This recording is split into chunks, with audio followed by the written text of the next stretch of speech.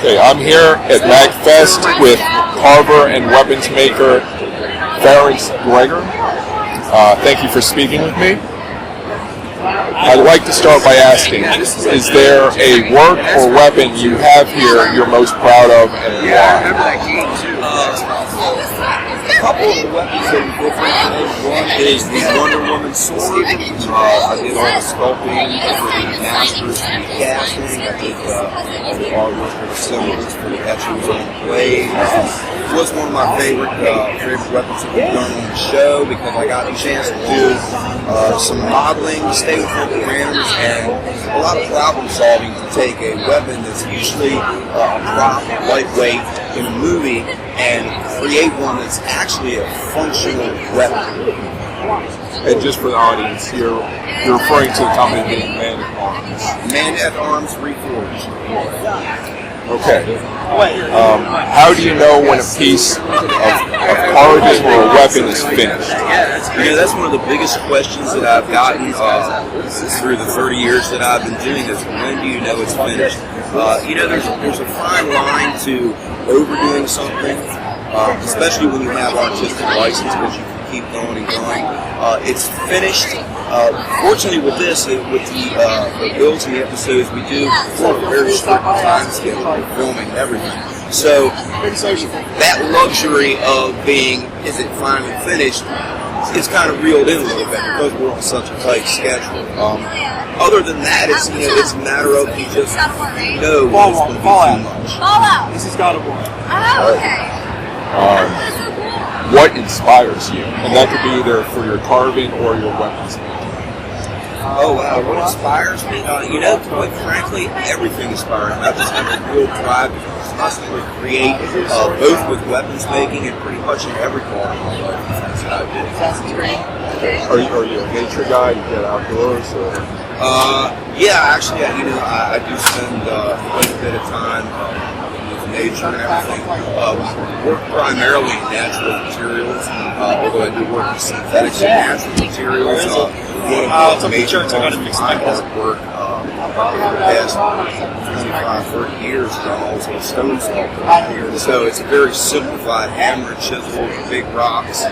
So it really keeps you in tune with natural things. What sort of, with your stone carving, what sort of pieces have you made? I do everything from private commissions and artworks, a lot of memorial works, all the way to the National Cryptological Memorial of the Circle of Silence.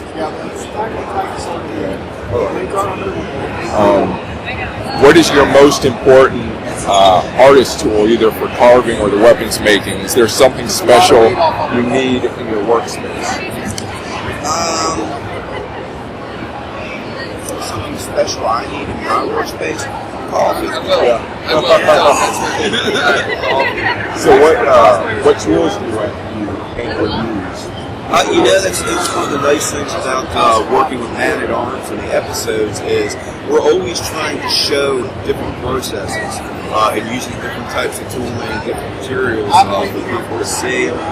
My big thing is start with the basics. I do non-power tool carving as well, in stone, hammer, and chisel, and some of the other materials such as bones, wood, natural materials and such, engraved carving, engravers, and things like that. Power tooling, I have everything from just a simple Dremel you can buy as a hardware store to high-speed, very high-tech dental drills. So there's a wide range of tooling to use, but I'm a real big one. Learn the basics and the basic tooling before you do anything else, because you'll really be surprised when you learn the skill sets first before you start worrying about how fancy the tool is. Is there an element of your art that you enjoy working with most and why? I like to do figure sculpture, high detail carving work. I enjoy doing some of the preliminary carving, which you would say would be done the waxes, and then cast, and then finished for the final product. What I really, really like is to be able to sink my teeth into very intricate, high detail carving to where that is the finished product at the end as well. It's not a stage piece. Can you describe any of those pieces that you've done briefly? The original pieces? Right, the ones that you the product is through the whole process. We did the Sword of Green Destiny from the movie Crouching Tiger, in which I did all the jade carving. So that jade carving from a block all the way to the final finished beauty shot of the piece is all, it's all one process. It's not a casting, go back and finish and things like that. So, that rock started there, and it's the same exact rock through the carving process that you'll see at the very end as well. It's not reproduced. It's another medium. Okay. All right. Yes. How did you start sculpting and carving, and why did you It sounds kind of funny, but I couldn't afford the oil paints. And that's funny, but it's very true. When I started carving, I actually found an old set of deer antlers in my dad's basement and an old Dremel tool, one of the little moto tools and everything. And I'd always liked artwork. And so I started carving, and it's something that I really got involved in. I used to do a lot of two-dimensional works, paintings, pen and inks, drawings, of course, things of that nature. In order to continue to be able to do it, it needed to start supporting itself. It comes a time to where, for myself, I decided to turn that into a living. So, that's what I've been doing as a livelihood for over 30 years. And do you still feel inspired as you work? It's not just a job to pay the bills? My take on being an artist, and it's one of the biggest questions that I have, is how do you make a living? Being an artist and being an artist doing what you do. And I tell people, I said, get out of bed in the morning and you go to work. Always produce, no matter what is going on in your life. Keep producing, keep working, and treat it like a job. But the passion and the drive that goes behind that is separate from just something to pay the bills. You have to keep that drive alive and that creativity, and you do that by continuing to sink your teeth into it. Okay. So are you looking for different challenges then as you go? Every time I touch a piece, even if it's repeating the same kind of thing that I've done, always learning. Everything is a lesson. Everything is a learning opportunity and experience. And I'm always looking for challenges.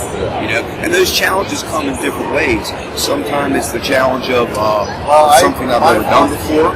Sometimes it's the challenging of doing something that I'm very apt at a quarter of the time. Sometimes it's a challenge of just conditions. Sometimes it's a personal challenge. Paul has enough stock that he can live Let's see. How did your first professional sale change your carving or artistic process? My first professional sale of something I ever did, how did that change it? It's a big confidence builder. When someone, when you realize, and my first selling of my carving work, I used to do the gallery circuits out in New Mexico, Santa Fe, Dallas area for years when I traveled out there doing it. And when you start to have people that have a level of peers that are world known and things like that, and they request your work, they want your stuff, and you realize these people are working for money, and they've decided out of all these other things to hand it to you for this. It's very, very inspiring, it's very lifting, and it's very empowering. So, on that note, it really gives you the opportunity to take a step back. And that learning process I spoke about, I continue. So there's no better feeling than someone that you know has worked all week long, takes that, and they want what you. I actually when I make them, I either do them out of brass or stainless, and I'll do a stone. But I try to do. What role does the carver or artist have in society?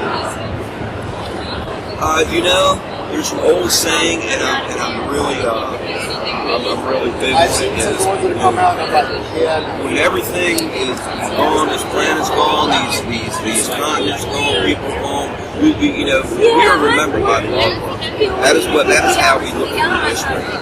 I've made signs. Artwork is, carving and sculpture is communication. It was a cosplay prop. It wasn't a real thing. Things. But I thought about it. And people are creating feelings, and their feeling is created by looking at something, and it inspires me.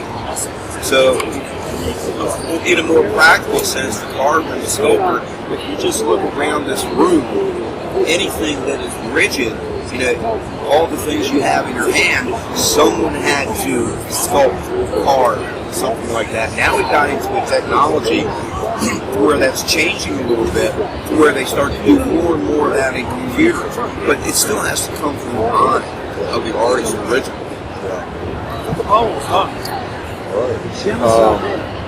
What movies, books, artwork, or other creative media in science fiction or fantasy have inspired you, if any?